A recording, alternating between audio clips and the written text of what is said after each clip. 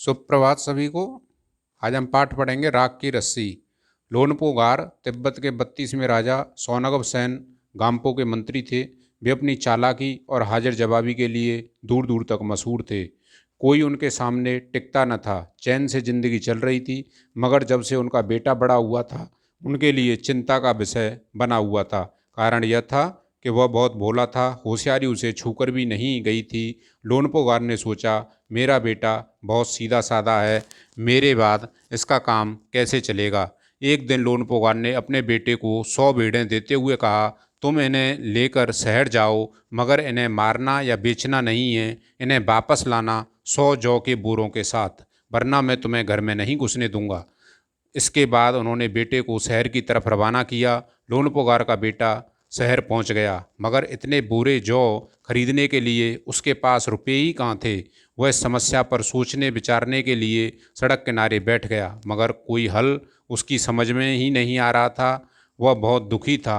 तभी एक लड़की उसके सामने आ खड़ी हुई। क्या बात है, तुम इतने दुखी क्यों हो? लोनपो गार के बेटे ने अपना हाल कह सुनाया। इसमें इतना दुखी होने की कोई बात नहीं है, मैं इसका हल निकाल देती हूँ। इतना कहकर लड़की ने भेड़ों के बाल उतारे और उन्हें बाजार में बेच दिया। जो रुपए मिले उनसे जौ के 100 बोरे खरीद कर उसे घर वापस भेज दिया। लोनपो गार के बेटे को लगा कि उसके पिता बहुत खुश होंगे, मगर उसकी आपबीती पर उन्होंने ध्यान नहीं दिया। वे उठकर कमरे से बाहर चले गए।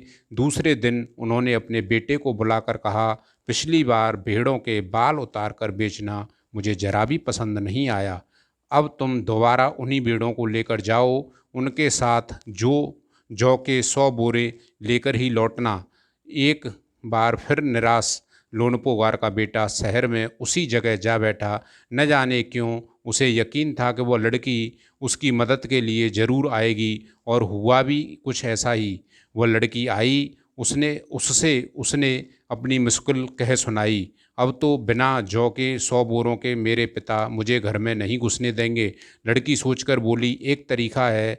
उसने भेड़ों के सींग काट लिए, उन्हें बेचकर जो रुपए मिले उनसे 100 बोरे जौ खरीदे। बोरे लोन पर गार के बेटे को सौंप कर लड़की ने उसे घर भेज दिया। भेड़ें और जौ के बोरे पिता के हवाले देते हुए लोनपोगार का बेटा बहुत खुश था। उसने विजयी भाव से सारी कहानी कह सुनाई। सुनकर लोनपोगार बोले, उस लड़की से कहो कि हमें 9 हाथ लंबी राख की रस्सी बनाकर दे। उनके बेटे ने लड़की के पास जाकर पिता का संदेश दोहरा दिया।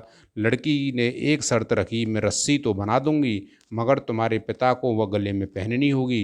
लोनपोगार ने सोचा, ऐसी रस्सी बनाना ही असंभव है, इसलिए लड़की की शर्त मंजूर कर ली। अगले अगले दिन लड़की ने 9 हाथ लंबी रस्सी ली, उसे पत्थर के सिल पर रखा और जला दिया। रस्सी जल गई, मगर रस्सी के आकार की राख बच गई।